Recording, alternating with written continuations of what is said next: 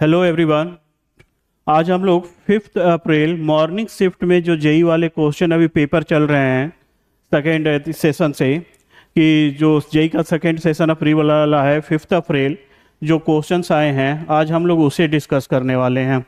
हालांकि मैं 5 अप्रैल मैथमेटिक्स वाला है। हालांकि आप देखोगे तो क्वेश्चंस ज़्यादा टफ नहीं है, ना ही ज़्यादा लेंदी है। ओनली थिंग है कि थोड़ा सा कंफ्यूजिंग है, तो थोड़ा सा आप लोगों को कॉन्शियस होकर सॉल्व करना पड़ता, और ज़्यादा कुछ नहीं है। ठीक ना? तो हम लोग चलिए मैथमेटिक्स वाले क्वेश्चंस को स्टार्ट करते हैं। ठीक ना? तो देखिए फर्स्ट क्वेश्चन क्या आया था कि द सेक्शन, एक सेकेंड, हाँ, कि देखिए द समेशन दिया हुआ था आपको कि summation n equal to 1 to 10 528 n into n plus one n plus two कि इसकी वैल्यू बतानी थी। अब इससे सिंपल क्वेश्चन हो सकता है क्या कि इतना सिंपल क्वेश्चन यही वाले पूछ रहे हैं। अब देखिए हम करते क्या है, सिंपली कि n इक्वल टू 1 से 10 528 divided by n into n plus one into n plus two. अब देखिए हम लोग क्लास में जैसे डिस्कस करते हैं कि जब भी इस तरह के समेशंस हों तो उसको कैसे ब्रेक करते हैं, तो जो मैक्सिमम है दैट माइनस मिनिमम, तो दैट मीन्स हमें इसे लिख सकते थे 1/264 divide n equal to 1 to 10 divided by n into n plus one n plus two. और नेक्स्ट स्टेप में इसे लिखते कि 1/264, और इस देखिए हम ऐसे कर सकते हैं कि n plus two minus n upon n into n plus one into n plus two. Summation कहां से कहां तक है, तो n इक्वल टू 1 to 10 तक। अब क्या करना था, अब सिंपली क्या करते, दोनों टर्म को अलग अलग कर लेते। तो देखिए क्या करते हैं कि दोनों टर्म को जब आप अलग अलग करोगे तो क्या आएगा कि जब अलग अलग आप करेंगे तो यहां पे आ जाएगा ऐसे कि 1/264 n equal to 1 to 10,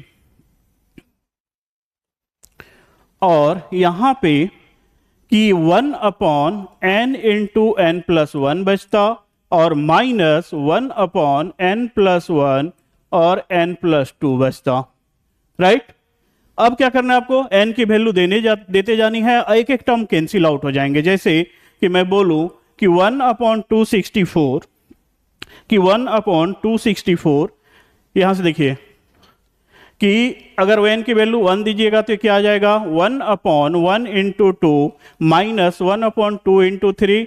n की वैल्यू जब 2 देते तो ये आ जाता, इसको आगे समझ लीजिएगा कि प्लस साइन है, तो ये आ जाता 2 into three minus 3 into four plus, इस तरह से करते जाइएगा। तो आप देखिएगा कि इसका last term first term, last term first term cancel होता जाएगा, और जो लास्ट टर्म है ना वही हमारा बचेगा। दैट मीन्स कि यहां पे जब हम देते जाते वैल्यू, तो जब हम एक सेकेंड जस्ट, कि यहां पे कि जब हम लास्ट में 10th वैल्यू पुट करेंगे तो ये हो जाएगा 1/10 इंटू 11 माइनस 1/11 इंटू 12। तो जब आप देखोगे इसको ध्यान से तो इसका ए इस तरह से कटता जाएगा। ठीक ना? तो ये फाइनली आता 1/264 1/1 इंटू टू माइनस 1/11 इंटू 12, और इसी को सॉल्व कर देते ना तो आंसर आपका आ जाता यहां से कि 130 इसका आंसर आएगा। ठीक है? तो इस तरह से था कि ओनली सिंपल सी थी कि आपको ना बस इसको सॉल्व कर देना था। अब इसके सॉल्व करने के लिए एलसीएम तो आता है आपको कि एलसीएम ले इसको सॉल्व करें, तो इसको आंसर जब करते तो ये 130 आ जाता। ठीक है? तो देखिए कितना सिंपल था। ओनली क्या था कि इसको ब्रेक कैसे करते हैं वो आपसे पूछना चाह रहे थे। ठीक है? चलिए नेक्स्ट क्वेश्चन पे आते हैं। अब नेक्स्ट क्वेश्चन क्या कर रहा था कि कंसीडर एक equilateral triangle PQR where P दिया हुआ था और QR की जो लाइन है ना उसकी इक्वेशन दी गई थी। दैट मीन्स कि कोई PQR ट्रायंगल आपको दे रहे थे, P की वैल्यू उन्होंने 35 दे दी थी, और QR का इक्वेशन दे दिया था कि x plus y equal to 4। ठीक है? अब देखिए यहां पे वो क्या पूछ रहे थे आपसे कि अगर ऑर्थो सेंटर अल्फा बीटा है then 9 into alpha plus beta की वैल्यू बतानी थी हमें। राइट? अब देखो ध्यान से कि हम क्या सीखते हैं कि इक्वल लेटरल ट्रायंगल में जो सेंट्रॉइड होता है वही ऑर्थोसेंटर भी होता है, राइट। तो देखिए हम क्या करते हैं कि पहले कि परपेंडिकुलर जो नॉर्मल करते हैं कि एक परपेंडिकुलर ड्रॉ करते हैं और ए परपेंडिकुलर जहां इंटरसेक्ट करते हैं उसी को हम लोग ऑर्थोसेंटर करते हैं। तो मान लीजिए कि ये P से P डैश हमने QR पे परपेंडिकुलर डाल दिया और ऑर्थोसेंटर को कुछ मान लो H से हम लिख दिया कि H है, H को हमें निकालना है। दैट मीन्स इन्होंने यहाँ कोऑर्डिनेट दिया हुआ था अल्फा बीटा, इस अल्फा बीटा की वैल्यू निकाल देते तो 9 टाइम्स अल्फा प्लस बीटा आ जाता। अब देखिए यहां से दो तरीके हैं कि हमें क्या करना पड़ेगा कि पॉइंट P डैश को फाइंड करना है। अब P डैश को फाइंड करना है तो कोई कहेगा कि देखो P से मैंने परपेंडिकुलर ड्रॉ किया है तो फुट ऑफ परपेंडिकुलर का फॉर्मूला लगा देंगे। अब कोई कहेगा कि QR का इक्वेशन हमें दिया था तो इससे स्लोप से परपेंडिकुलर स्लोप का इक्वेशन निकाल लेते और दोनों को सॉल्व करके पॉइंट P निकाल देते। तो आपके पास दो तरीके हैं इस क्वेश्चन को सॉल्व करने के लिए, ठीक है, कि फर्स्ट आइदर कि P डैश का इक्वेशन निकाल लो और इक्वेशन QR के इक्वेशन के साथ सॉल्व कर देंगे तो पॉइंट P डैश निकल जाएगा। और हम जानते हैं ना कि ये इसको 2:1 में डिवाइड करता है, कि ये जो ऑर्थोसेंटर या सेंट्रॉइड होता है उसको हम क्या करते हैं 2:1 में डिवाइड करता है। तो अब ध्यान दीजिए कि अगर मैं फुट ऑफ परपेंडिकुलर निकालूं, foot of perpendicular that means P dash निकालूं, तो इसके लिए हमने फॉर्मूला सीखा हुआ था कि x minus 3 upon 1 y minus 5 upon 1 equal to minus 8 minus 4 upon क्या हो जाएगा कि 8 माइनस 4 अपॉन यहां पे 2, ठीक है।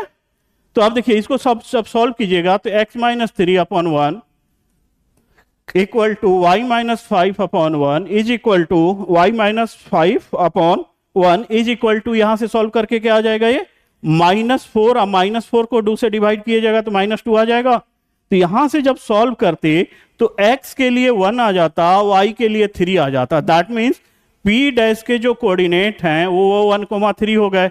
हमने क्या कहा था आपको कि P और P डैश हो गया आपका 1,3 और ये हो गया 3,5 और ये जो ऑर्थोसेंटर है ये दैट मीन्स इक्विलैटरल ट्रायंगल में ओनली, इक्विलैटरल ट्रायंगल है तो यहाँ पे जो ऑर्थोसेंटर होगा वही एक तरह से सेंट्रॉइड होगा, तो इसको 2:1 में डिवाइड करता और यहां से आप कोऑर्डिनेट निकाल लेते कि 2 into 1 plus 1 into 3, 1 into 3 divided by 2 plus 1 and 2 into 3 plus 1 into 5 upon 2 plus 1। तो इसको सॉल्व करते आगे, इसको आगे सॉल्व करते आप तो ये आ जाता, एक सेकेंड, ये आ जाता 5/3 और ये 11/3। आई मेरी बात समझ में? हमने क्या निकाल लिया कि हम जो है यहाँ पे ये देखो कि ऑर्थोसेंटर हमने निकाल लिया, क्या आ गया 5/3 11/3। दैट मीन्स कि अल्फा की वैल्यू हो गई 5/3 और बीटा की वैल्यू हो गई 11/3। हमें निकालना था 9 plus alpha plus 9 into alpha plus beta. तो हम क्या करते कि 9 टाइम्स अल्फा प्लस बीटा करोगे तो देखो 16/3 आ जाएगा क्या, और 3 से 3 टाइम्स में तो 16 इंटू 3 48 आपके ऑप्शन में था। ठीक है जी, चलते हैं नेक्स्ट क्वेश्चन पे।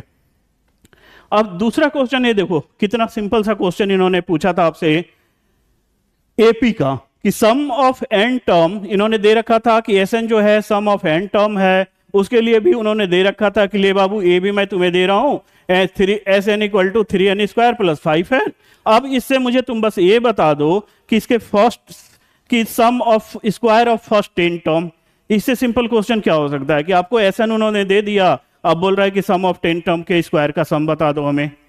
तो सिंपली आप क्या करते हैं यहाँ पे कि अच्छा एस एन दिया हुआ है तो हमने यहां से ए एन निकाल लेना है, nth टर्म। nth टर्म के लिए हम लोग सीखते हैं ना कि एस एन माइनस 1, राइट, कि जब आप इसको S n minus 1 that means क्या करते हैं कि 3n square plus 5n minus 3n के जगह पे अब क्या आ गया n-1 का स्क्वायर प्लस 5 टाइम्स n-1।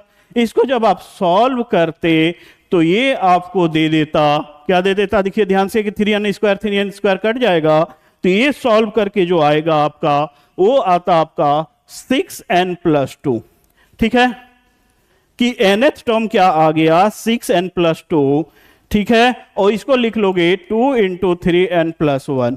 अब nth टर्म हमारे पास आ गया कि an equal to 2 into 3n+1। ठीक है, अब ये बोल रहे थे कि भैया फर्स्ट 10 टर्म का सम बताओ, तो उसके लिए हम क्या करते कि लो भैया r इक्वल टू 1 to 10 और यहां पे हमने ar स्क्वायर कर दिया। ठीक है, यही तो होता है 10 टर्म कि स्क्वायर ऑफ 10 टर्म, राइट।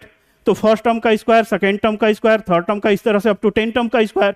तो हमने उसको समेशन में लिख लिया कि सिग्मा 1 इक्वल टू 10 है ए आर का स्क्वायर। अब ए आर तो हमें पता है, अब इन सब का स्क्वायर करते जाना है। अब ये फॉर्मूला नहीं है तो क्या है, आप बताओ कि ये सिंपल सा एक लॉजिक के तरह की, आराम से आप सॉल्व करो इसे जो हम सीखते हैं। तो देखो ध्यान से, यहां से लिख लेते r इक्वल टू 1 to 10, 2 का स्क्वायर करोगे तो 4 और ये आ जाता 3n+1 का होल स्क्वायर। अब इससे तो सिंपल क्वेश्चन मुझे नहीं लग रहा है कि बन सकता है। अब ये भी अगर कहते हैं लोग कह रहे जेई वाले टफ कर देते हैं क्वेश्चन, तो ये गलत चीज है।